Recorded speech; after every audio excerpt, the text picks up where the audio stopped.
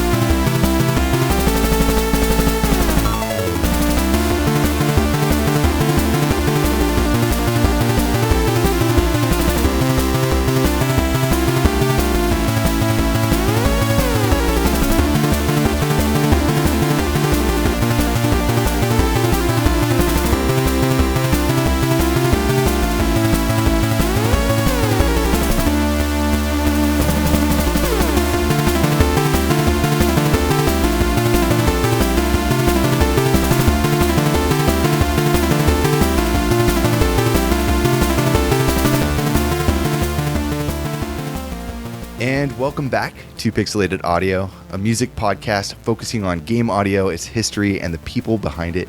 We're your regular hosts. I'm Brian, and this is Gene. Hey, everybody. And today we are doing another expansion pack. We're recording this right before the end of 2019, and hopefully it'll be released just in the beginning of the new year. Hoping so, yeah. Yeah, I'm excited because we haven't done an expansion pack, like a true expansion pack, in a while, where we didn't know each other's picks, and we got a lot of fun stuff that I think you guys are going to enjoy. That first track that came in definitely is not a testament to all my picks. Some were a lot more mellow, but a very fun one. And it's a banger. Yeah. You guys in podcast land can't see me. I just recently cut my hair, but for the duration of the track, it grew back. You look good, Gene. My anime hair has wind blowing through it right now. So some of you hardcore VGM fans will know this one. This is from The Legend of Xanadu. The track is called The Gods of the Four Winds, and this was for the PC Engine CD-ROM 2, and also came out for DOS in 1994. And this was developed by Nihon Falcom, published by Hudson Soft for the PC Engine CD, and it was composed by the Falcom sound team JDK. A lot of people in this group. Too many to name. There's Atsushi Shirakawa, Hirofumi Matsuoka, Masaru Nakajima, Miyako Ishikawa, Naoki Kaneda, and Takahiro Tsunashima, and many more over the course of time. But during this period, during this game, there was like those six. Yeah, you can always rely on the Falcom sound team for some good stuff. Yeah. Funny thing about this game, too, is that there's 12 CDDA tracks in it. So there's actual Red Book audio, and then there's like 90 wavetable tracks. So there's a lot of music. There's a lot of music. Over 100 tracks. That's a lot of, yeah. Yeah, a lot. And the soundtrack's phenomenal. There's so much good music. I mean, I've been wanting to cover this game for like a very, very long time. But the problem is there's just so much music, I wouldn't even know how to approach it. Yeah, I don't think I've really dug into those, even though I know there's... is it part of the same Legend of Heroes series? It's the Dragon Slayer series. Dragon Slayer. Yeah, there's like, I don't know, dozens of games in there. Right. So the Legend of Xanadu is a 2-game spin-off series from the Xanadu games. And that basically, like I said, came out of the Dragon Slayer universe. And the games have kind of a overarching plot, but then they have a recurring cast. So the game is interesting because if you've ever played like Ys or anything like that, you have this really nice overworld, but then you also have an action RPG element on top of it. And it's kind of neat in the sense that if so I guess I should take that back. It's like Ys gameplay style, but it has the Zelda 2 aspect to it, where it's got an overworld that you level up, walk through towns, do stuff, and then in the action sequences, it has a side-scrolling view. That's cool. So you can kind of like move character around. Characters look a lot more larger? Yeah, like more larger, detailed? more detail. I wonder if there's an English translation for this. I'd love to try it out. I really have not dug into the series at all. I'd love to give it a try. I'd be surprised if it wasn't on a fan sub somewhere, like fan translation site, because this was released, like I said, it was released for DOS and also TurboGrafx CD, and it was popular enough that they re-released it for Wii when they did the virtual console thing in Japan only. But I like I said, I'd be surprised if it was not translated somewhere. So, but the game looks really, really cool. I wish that it had came out here. I'm surprised it doesn't, because it looks like a game that would have just been right up everybody's alley.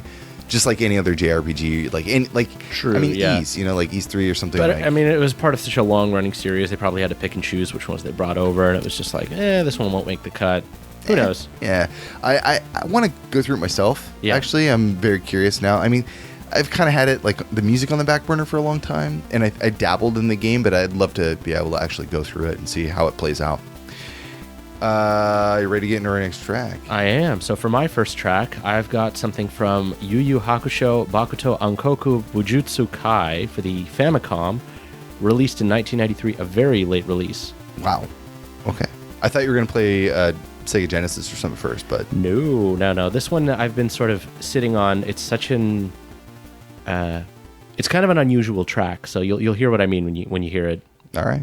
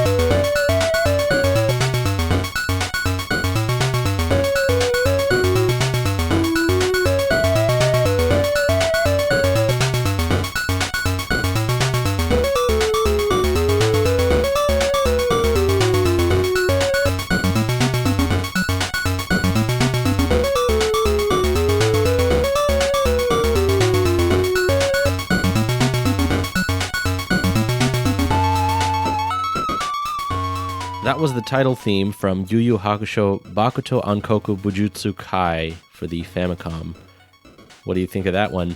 It is very strange. I know what you mean. When I first heard that, I thought it was a Euro tune. I'm like, but it's Yu Yu Hakusho. That doesn't make any sense. The rest of the game, pretty conventional Famicom tunes, and this one was like, I don't know what this is, but sticking this one in the memory bank for later. That was cool, man. That was cool. At first, I thought you were going to play something from the Genesis because that's a rockin' soundtrack, but this is good. I liked it. I like it. Yeah. I think the kind of almost ghostliness to it is pretty cool. Beats nice. Doesn't sound like a Famicom track, really, but like... That's why I picked it. Yeah. I was actually, a couple of months back, I was digging through, I had this idea of doing music from the late era. You said 93, right? Yeah. Wow. So I was digging around in systems late in their life, and the Famicom's an obvious one because it lasted forever. It was like 83 to 94. And it's documented pretty well now. Exactly, yeah. The library is not so huge. It wasn't actually that big of a deal to get through. What I found was there's three kinds of things. It was like really well-polished stuff that was like just really high-quality stuff from your Konamis and whatever. Then you had some like phoned-in stuff. And then you had a couple of weirdo things like this one that were... Clearly somebody was just trying to play around with the system. Afterthought kind of things. Yeah. They're like, nobody was supervising them, so like, I'm going to do whatever I want on this. Right. There's a game called The Gorilla Man, which has some unusual tracks in there too. Did you play this? I did not. I saw some videos of it. It looked kind of like a crummy one-on-one fighter, like worse even than Street Fighter 2010, if you played that one. Okay. Yeah, that sounds pretty bad. Like the health bars are actually numeric, so you punch somebody and it drops from like 3,000 to 2,900. Like, it's not very exciting. Some Final Fantasy stats. Yeah. HP.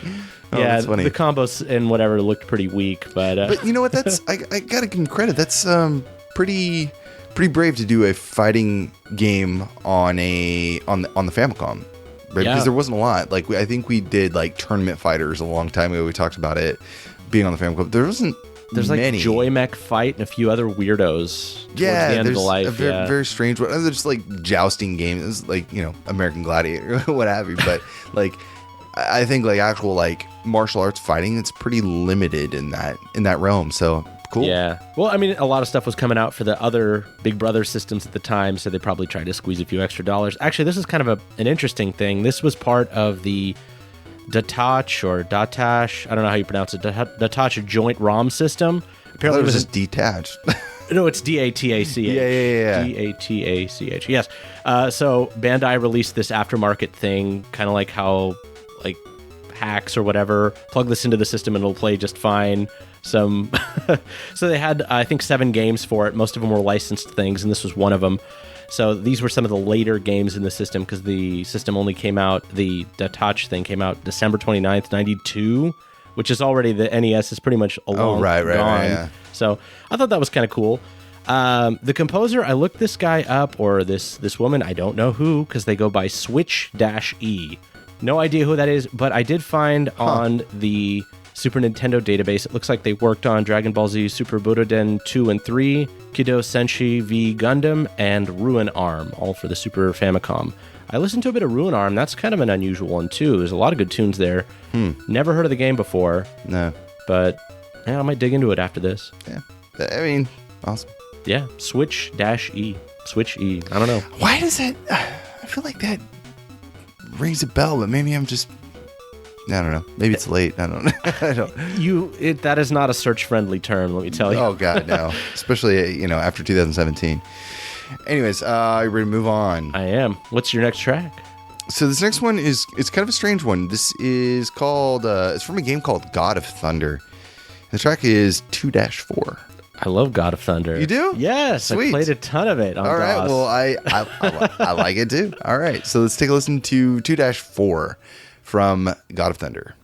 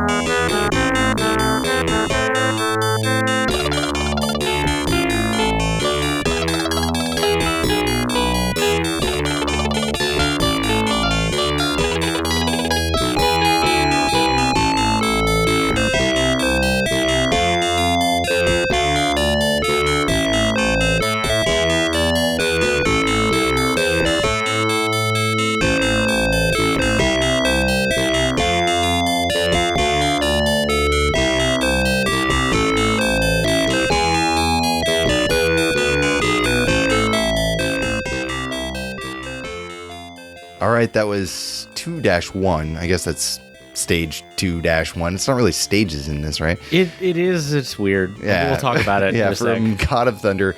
This came out for the IBM PC in 1993, the same year as Yu Yu Hakusho Bujutsu. Something like that. Anyways, like that, yeah. Yeah, but it was developed by Adept Software and published by Software Creations. The composer was Roy Davis, and the interesting thing about this track is... about the composer is that I couldn't find anything else he worked on except for this. He might have been a programmer, something like that. If I had to guess. That's a very good possibility. This was a shareware game, for those of you who don't know. It was in that era where Actually, it was the early days of Epic, too, and Doom and all of that. They would say, buy our game, please buy our game. So here's the first episode. Play it if you like it. Send us a check to this address. Yeah. I remember this game only probably from the shareware version. In fact, I never owned it. I did not either. I played the shareware version a ton. The first episode or whatever it was, which was really common. Right. I played through that a bunch. I actually don't remember this music, despite having played the game I don't remember much. this music at all. Yeah. I don't remember this music at all. I just heard it and I was like, it's kind of good. It's a little strange. It's kind of simple, but like at the same time, like there's some interesting things going on there that I like. This stood out to me. I was listening in the car and I was just like, okay, like. The harpsichord sound is kind of cool. Yeah. It's a bit herky-jerky, but I kind of like that. In that, like, oh, they tried. Yeah, I know, exactly. And what's cute about this, too, is that it kind of falls out of sync a little. The time signature's a little bit weird, but I don't think it's, like, intentional. It's just, like, strange. Not. Yeah, it's just strange. Yeah. And so, the game, it's not made for any specific device, but this is for the OPL2. It mostly is, the yeah. ad-lib. And so all the music and all the sound effects come through that sound card. So, I mean, I think it was just like, whatever. I think this is the first game that I played where I could tell the game designers legitimately had it out for you. Like, okay. I played hard games before, but this one, so like just to give the briefest explanation, it's kind of like top-down the way the first Zelda is. But usually you'll have this overworld where you can move between areas, but there'll be puzzles that are self-contained to one screen. So yes. You need to get across. You have a block that you can push. You have enemies that fire at you, but they can be blocked by that block. But you need to do these very pixel-perfect precision kind of movements. And if you die, you start at the beginning of the checkpoint. It's a little bit like VVVVV or I Want to Be the Guy Now. You'll die and get sent back. It was way before any of that, but it was still as frustrating. A little more top-down view, but the checkpoint system, the same concept, yeah. So it takes place in Norse mythology. And you play Thor, the god of thunder, who is embodied on Earth with your trusty hammer as your weapon. It's up to you to save the people of Midgard from the gods of evil. And it's kind of neat because I like the single screen aspect to it. It makes it to where you can kind of like look, you could see everything easily and then plot out your way through rather than, I was thinking like, I don't know why, but I was thinking like Bugs Bunny Crazy Castle or something like that, where you have to really like get to the other screen to see like where stuff is. Mm-hmm. You can't like pre-plan much. You know what I mean? It's kind of like as you go, you just start make your way, but this game allows you to kind of like sit there, pause. Okay, I didn't make it last time. I should do this, and there's the end. And you can try to get through it that way. Yeah, it's kind of like you keep pushing through. You'll know if you like this game in about 15 minutes. Oh yeah. It pretty much shows you all of its tricks right up front, and it only gets harder. So if you're getting frustrated, just turn it off and say, "I had enough of that." So Roy Davis couldn't find anything else worked on other than God of Thunder. Now, he did use an audio driver or converter created by Jason Blachowiak. Don't know the name? Yep. Well, he's the designer of the id music format. Oh, okay. So, like all the music in this game, it was using the same driver as all the Commander King games, or some of the Commander King games, Wolfenstein 3D, Spear of Destiny, Duke Nukem 2. Several of the Catacomb games. So that's pretty a popular, lot of big Western shareware games from the time. Actually, that id music format was pretty popular. At that time. And other than that, though, I couldn't find anything else about this guy. So yeah, again, could be just a programmer that worked on this game by chance. Yeah, it's a really sarcastic game too. Like all of the NPCs will be like, "Why don't you have my problem fixed already?" This is that kind of thing. Very early 90s programmer. I don't remember any of that. I remember this game really being very. It felt like it was taunting me all the time. In fact, I didn't realize I even played it until I looked at the screenshots, and I was like, "Oh, it's that game!" Yeah. Oh my god, I played this. This was on like shareware disc forever. Yeah. Anyways, yeah. It's a good time for maybe an hour or so. Yeah, and this actually came on the on a CD-ROM. It was actually distributed, the full game on a CD-ROM. Oh, okay. CD-ROM. Probably didn't need it, though. It could have fit on a disc. Yeah, the CD-ROM quality advantage. That's what it says on the cover of the... That sounds like pure marketing. I know. And then it says the CD-ROM is protected by Tough Box. Yeah, whatever that means. So your CD didn't get scratched or something? I don't know. Or that was their copy protection. I don't know. Who knows? Anyways, moving on. God of Thunder. What do you got next? All right, so I was going to play a track from Gabriel Knight to make up for a comment that we got, but I didn't. I'm playing a different track from a game about New Orleans. This is from Assassin's Creed 3 Liberation, and the track is called Deliverance.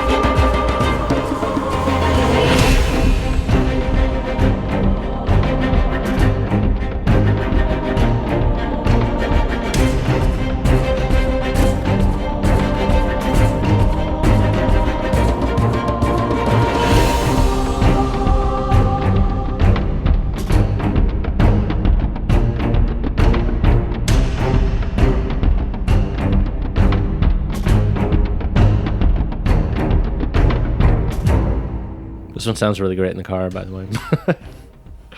It's a good track. Yes. That was Deliverance from Assassin's Creed 3 Liberation.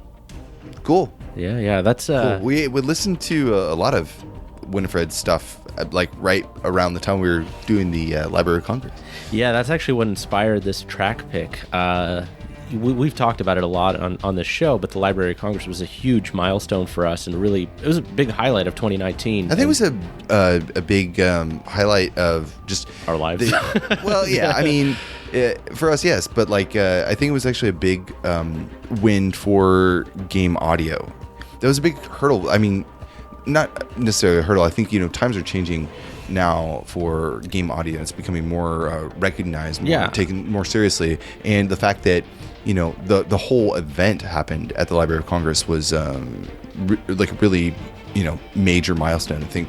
Yeah, and the fact that we were part of it along with giants like Winifred Phillips was not only just a huge honor, but it was eye-opening to this new world that people are getting exposed to, because not everybody there was coming just because they were VGM fans. No, there was a lot of people we talked to that were just like, oh yeah, I'm just wondering what this is all about. Yeah. And they were, I think, pleasantly surprised by some of the information that they learned, and some of the talks and stuff that they saw at the event. Yeah, and specifically with Winifred Phillips, I knew she was giving a talk. I didn't really know what to expect, but when I went, I was incredibly inspired, to the point where I actually bought Assassin's Creed 3, the remaster, because it came with this game, so I'm going to play it. I know this is actually not one of the more popular games, because funny enough, it actually started out on the VITA in 2012. It was a little side game. It's been remastered a few times on PS3, 360, Windows, 2014, and then again this year in 2019.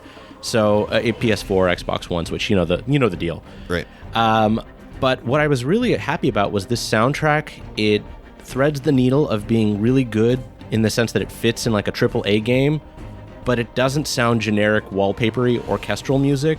That's always something that really bothers me about the really, really big budget games, is sometimes it feels like the music is really good. And that's the truth. Yeah, it's just not really memorable sometimes. Exactly. And I think that Assassin's Creed walks that line where it's not trying to it is orchestral, and it's not trying to make, it doesn't have these flashy melodies that you're going to remember and like, 10 years down the road. But I think what it does, and what Winifred Phillips is very, very good at, is the theory and understanding of how to make the music complement the experience. And that right there is like the power of her composition style, I think. I also think it just has a really powerful emotional feeling on you. Like the first time I heard it, I just felt a little bit of like goosebumps, that she just knows how to make the experience get you. It's very exciting in that way, which I really thought was, especially for a song that I hadn't heard much of. I've listened to the soundtrack a few times, and I really do want to play the game to experience it in context. I'd like to too. I never played it. Yeah. In fact, I got to be honest, I only played some of the original Assassin's Creed. I'm in the same boat, actually. In all fairness, though, I think that I was having a talk with somebody. It might have been in Discord. It was we were talking about the games like that, like Assassin's Creed, like, oh my god, like I haven't played that, or Gears of War or something like that. And I think it is like all these games were kind of coming out at the same time, these big AAA games, and like you kind of just picked the one that you were going to go with and you stuck with it. Like God of War is a big one. Like I played some of the first God of War, but I didn't play any others, and people were like, oh my god, that's blasphemy, that's it's like one of the best games. I just wasn't. You're totally right. Somewhere in that range, it was like God of War, Devil May Cry.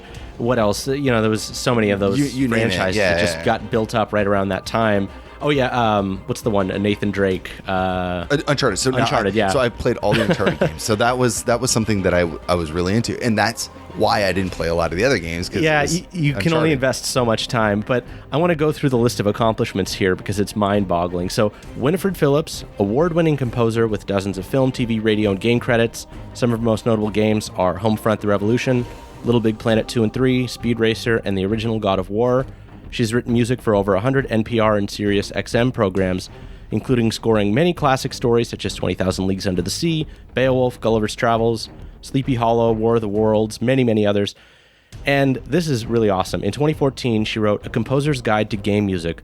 It's now one of the foundational textbooks for programs around the world teaching music scoring for games. Right. Like, this is the book you get if you want to get into the games industry and play at this level. Right.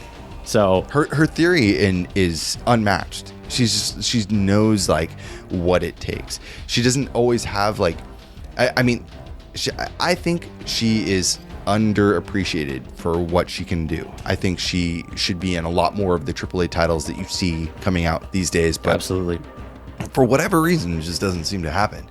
She is a fantastic composer and a really great person. Yeah, Great person.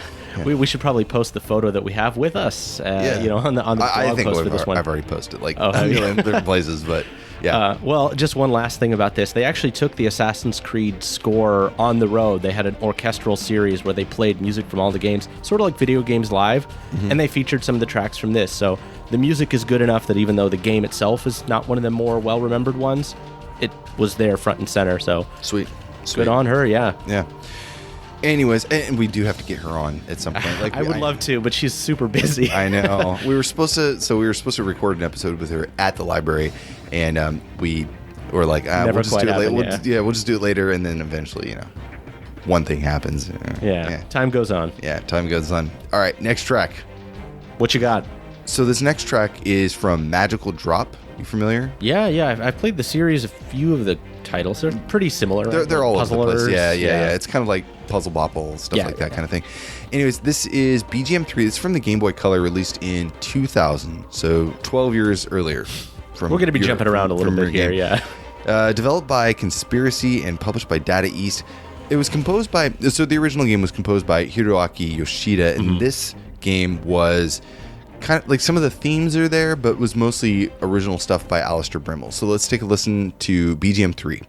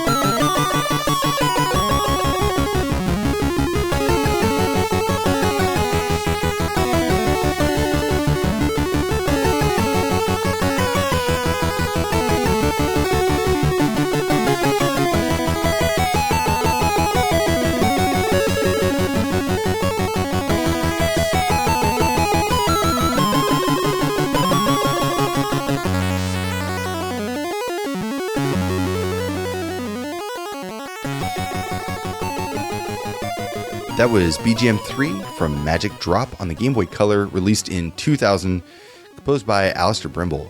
That's a really intense track for a puzzle game. Yeah. That's not what I was expecting. Yeah. I will put music onto my phone and listen to it like in the car, just, at random. This is where I discover a lot of music because it's the time I get to myself that just kind of zone out and not drive. And not focus on the road. I heard it, and so I'll take like just a screenshot. So like I have all these screenshots from music that tracks that I've heard that I liked, and I had this, and I was looking at the date. It was like 2015. I think I took the screenshot, and I was like, okay, I'll resuscitate this and put it in the show. I like this track. I like the game. The whole soundtrack is really cool.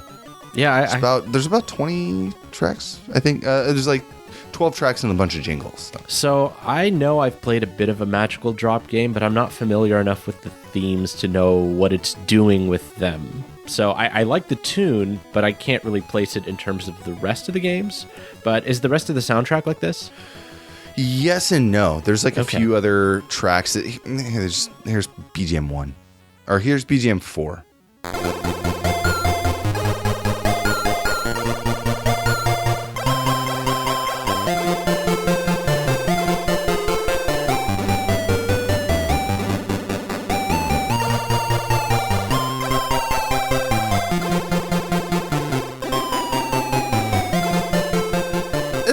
Classic Brimble. I was going to say, that's a pretty Brimble C64 style tune. Yeah, C64 style, like with some, Japanese themes and whatnot. Themes on top of it. But yeah, that's pretty cool. The whole soundtrack's kind of silly like that. I like it. All right, should we move on to the next one? Yeah. Yep. All right. I was going to save this for a bigger show, but screw it. I love this tune. This is Cross of Fear from Castlevania Rondo of Blood.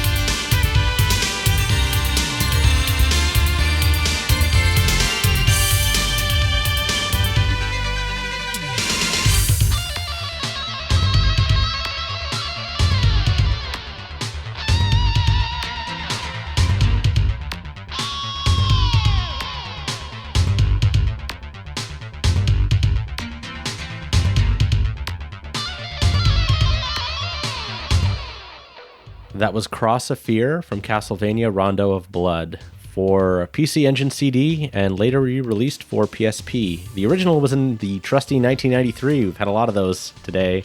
Yeah, it's the year 1993.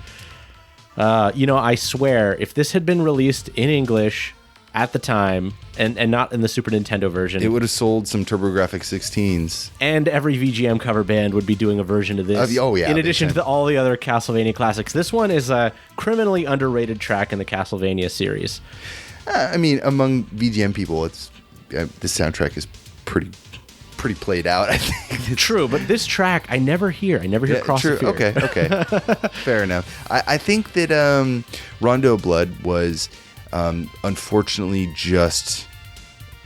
I mean, maybe we just weren't ready for it here. I don't know. But it seems like everything about it was screaming like that it should have had a Western release, and it missed opportunity. We weren't ready for it. Our faces would have melted off from the indulgence of the CD I era. know. Because it's a direct prequel, or I'm sorry, Symphony of the Night is a direct sequel to this. It is. Correct? So I think that it would have been a great stepping stone for people jumping from, that into Symphony of the Night. Yeah, if they'd re-released it for something else, I think it would have done gangbusters. But that's how it goes. I actually ended up picking it up on PSP. It was like $8, and it comes with the original, a remade version of it, and it comes with Symphony of the Night, actually. Do they call it Rondo of Blood? Dracula X Chronicles. Right. That's how I played it. So I did play it for the PSP, but I didn't remember it called Rondo of Blood. So yeah, no, the original is, of course. But it was a great little package for the PSP. If you picked it up, it's the best like $8 you're going to spend if you like Castlevania. Yeah, it's good. I think because they released it for download. I think it was part of might have been part of PlayStation Plus at one point. Like I think it might have been, yeah. Yeah, it was small download. Actually, PSP. It wasn't Vita. It was PSP. That's right. You can get it on the Vita too. Well, yeah, I think right, so. Yeah. Right. So, because I think I could re-download it on the Vita. But anyways, jumping off. It looked great on the PSP. So I want to talk about the composer because I actually didn't know who this was. So this is Keizo Nakamura. He's a music composer, sound designer, and game programmer, and he composed mostly just this, actually. He worked on a few games. He worked on Tokimeki Memorial and the x86K port of Akumajo Dracula, or, Akumajo Dracula, however you say that. So like the regular Castlevania game, I think like Castlevania 1, right? Yeah. He was the sound designer for Snatcher, Castlevania Chronicles, and the sound programmer for Moon Remix RPG Adventure, which has a really cool soundtrack, actually. I'd never heard of that one. Was just starting to dig into that after I read that. So I should check that one out a little bit more. It's kind of like this deconstructed JRPG, trope-filled RPG, but the soundtrack is very like mid-90s PlayStation. Pretty cool stuff, actually. And what is this again? It's called Moon Remix RPG Adventure. Huh. I had never heard of that one either. It's such a generic name. I never would have stumbled across it. Never heard it, no. But I want to say all of the tracks that I associate with this game are by this guy. Cross of Fear, Cemetery Slash, Ghost Ship Painting, Opus 13, The Nest, and, well, I guess the ending one, not as much. But those tunes, whenever I think of this game, it's all Keizo Nakamura. And yet he doesn't get really any recognition. I'd have to listen through it again because I can't remember track titles. Yeah, I just remember the tracks. They're you know like what I mean? a lot of. Well, the Ghost Ship one you'll probably remember. Do do do do do do do. Oh yeah. It's got that like. Of course. Yeah, that goofy jingle in the beginning. It's such a good tune. I like that rendition. You can play a little bit of it to make me sound less bad or worse. But anyway, that's it. All right. Anyways, that's it. Whatever. Well, man, we're jumping from one popular franchise to the next.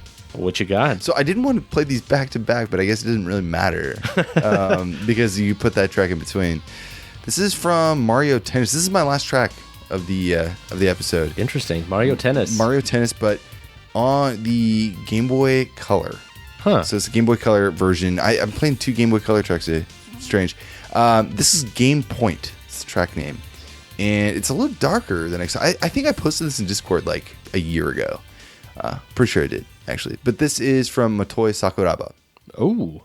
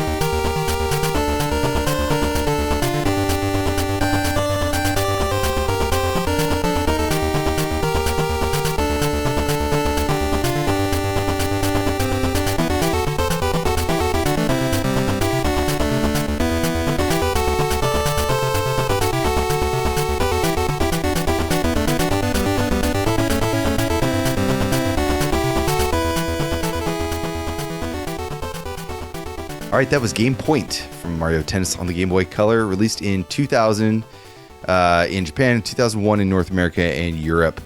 Composed by Motoi Sakuraba. This was developed by Camelot and published by Nintendo.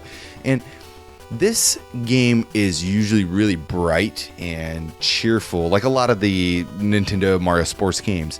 This track is super dark. Yeah, that's like Tennis Man. He's a repurposed pitching robot who's trying to take over the world. It's really dark, man. And I think that's what stood out to me in this one. So again, this is something I was listening to in the car, and it was kind of, I was like, man, it's really catchy. It sounds like a boss battle or something like that. Game Point, I mean, yeah, there's probably some tension, it kind of makes sense a little bit. Sure, yeah. And I looked over and it was Mario Tennis for the Game Boy. I was like, what? No.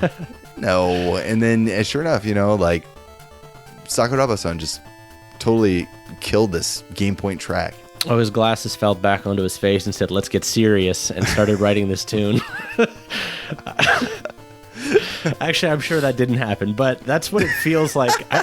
Have you ever played a sports game or any kind of game where it's like you and the enemy in one last little bit of life or whatever? You get really into it. Oh, yeah. Oh, yeah. What sports game that used to always do that to me was Sega Soccer Slam.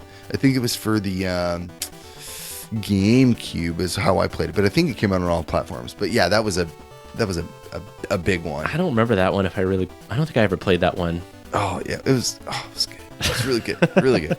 Anyways, but yeah, I would get so intense that like my hands would be sweating. But Mario Tennis, like the games were always so like I don't know. I was never a huge fan. So I like Mario Golf because Camelot, what they make usually is pretty killer as far as golf games go. Mm-hmm. Tennis, not so much. Like it's just. I've tried the tennis games. I can't really quite get into it as much as the golf games. No. Like Mario Tennis, it was just released on Switch not too long ago, like last year or something like that. And I played the demo and it's just like not feeling it.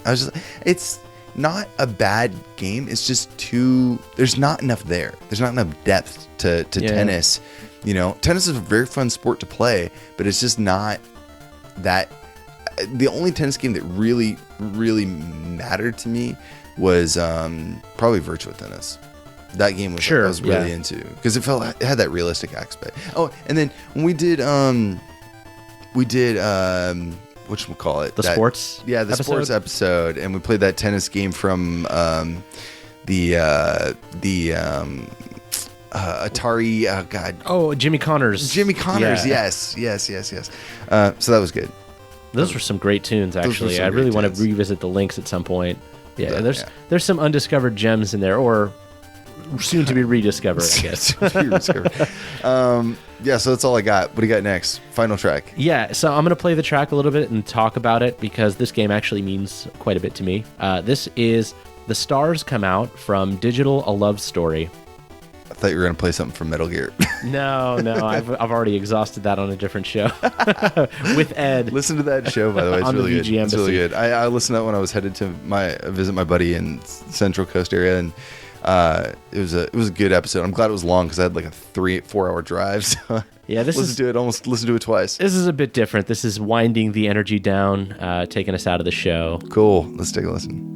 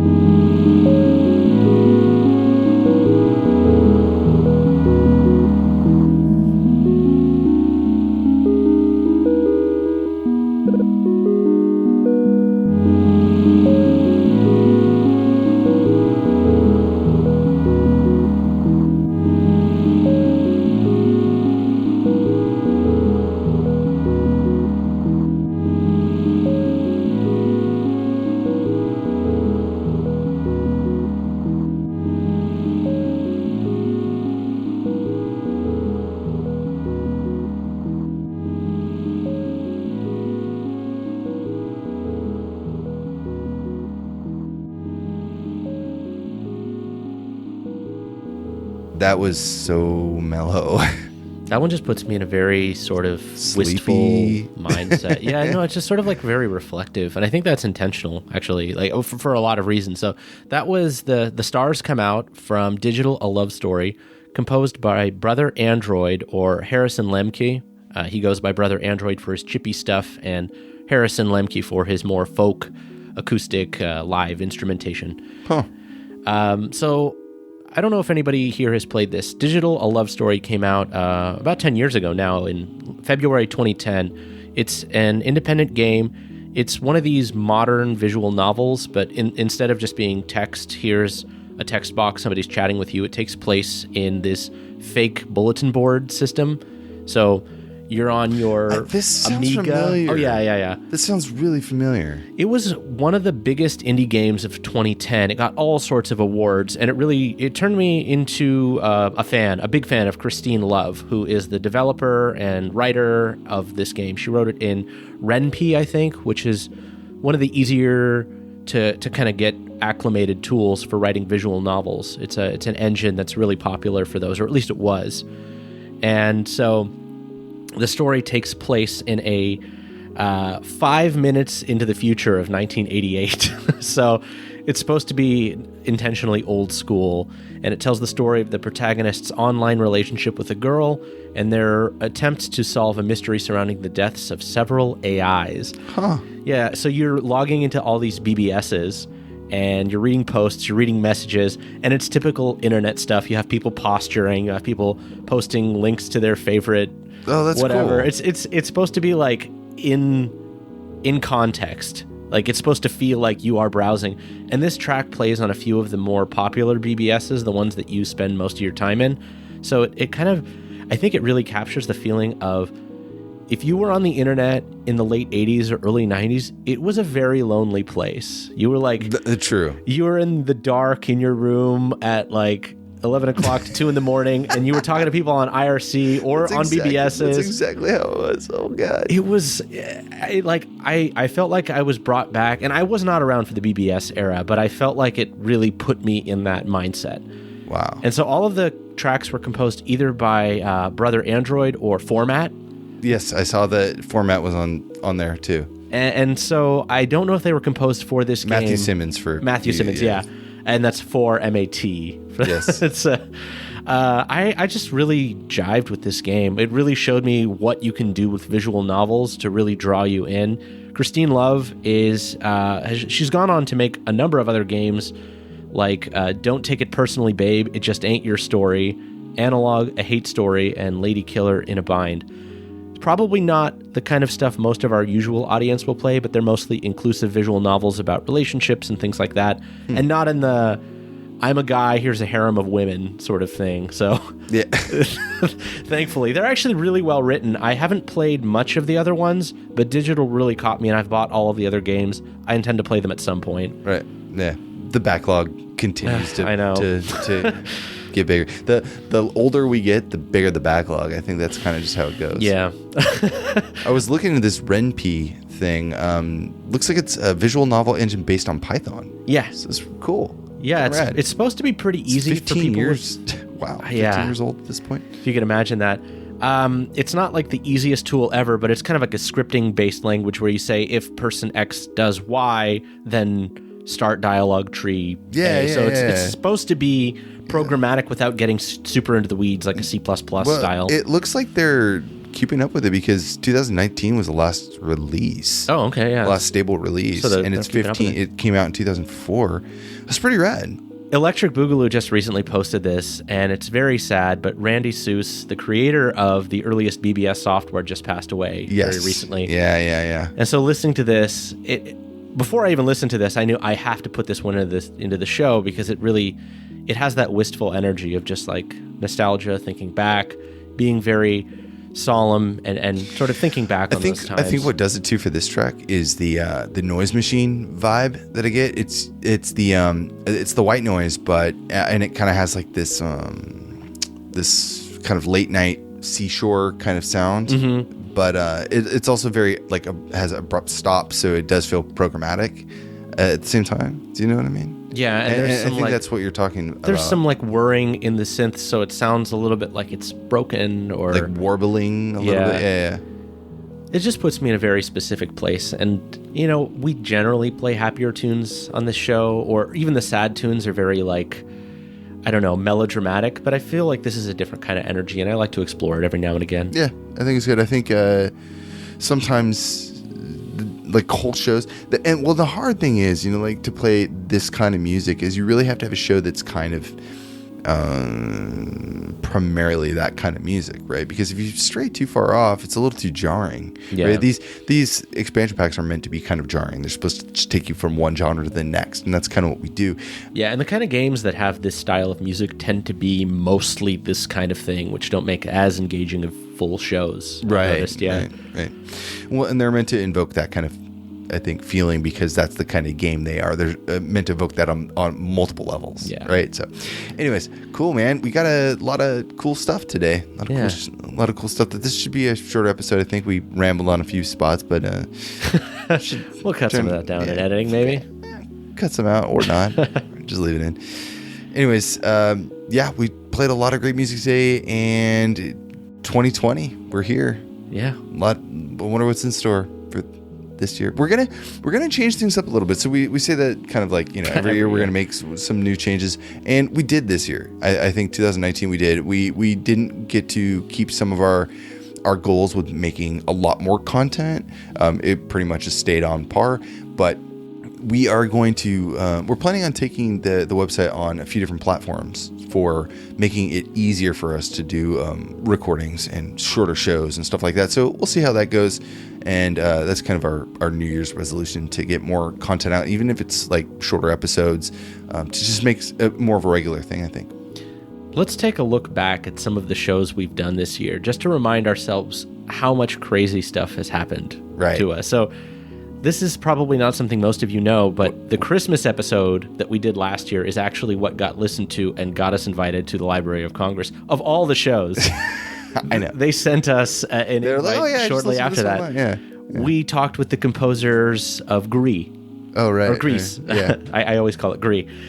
We did Japan Pro Golf Tour, Gabriel Knight, our Library of Congress shows, Quartet, Eve Burst Error, River City Girls recently with Megan McDuffie, MagWest with Chibi Tech, and just most recently, Panzer Dragoon Saga with Saori Kobayashi. What a stellar lineup of shows we've done. We had a pretty good year.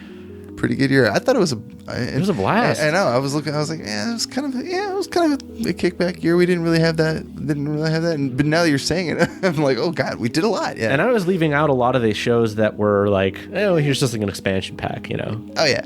We don't count those. We don't count this one. In fact, you probably don't even need to listen to this one. I'm just kidding. Yeah, man, it's been a good year. So 2020 is going to be even better, I think. I really think so, because we're trying to look at ways for Gene and I to make it. So like right now, like, you know, as you know, we get older and life gets busier with, you know, work things and stuff. It becomes like an excuse to like, we can't get together because we, you know, limited time and stuff like that. We don't live that far apart, but it's hard to like organize the time. So we're looking into some different options to make recording a little bit easier between episodes, get some more stuff out, and we're hoping that it, you know, plays to our advantage. So, you know, this year we are looking into a lot of new ways to for us to keep the show fresh and introduce a lot of new content this year. So yeah, we've always got more ideas than we have time to record them in. Like my god, the suggestions are piling up. We know we want to do those shows. It's just we had a couple of long breaks this year. That we need to recruit a few more people to do little one-offs here and there. I think I'm all for it. Yeah. So if you guys have some ideas for a show and you want to be part of the Pixelated audio world, then come chat with us on Discord. Anyways, if you like the show, you can find more about us online at pixelatedaudio.com. Of course, join the Discord. You can find us at Twitter at pixelatedaudio. If you want to leave us a review on iTunes, that's always appreciated. And you can check out our Patreon if you want to help support the show in a financial way. But, you know, if not, whatever. Our content's free, and we will keep making it anyways. Yeah, enjoy whatever episodes you like. We've got so many now. I'm it's crazy now. We went from over 100 to now we're at 123. Yep. The numbers just keep ticking up. Yep. Crazy how that works. Keep getting older. Yeah. Anyways, thank you guys so much for listening. We'll see you back hopefully in just another week or so for our next episode.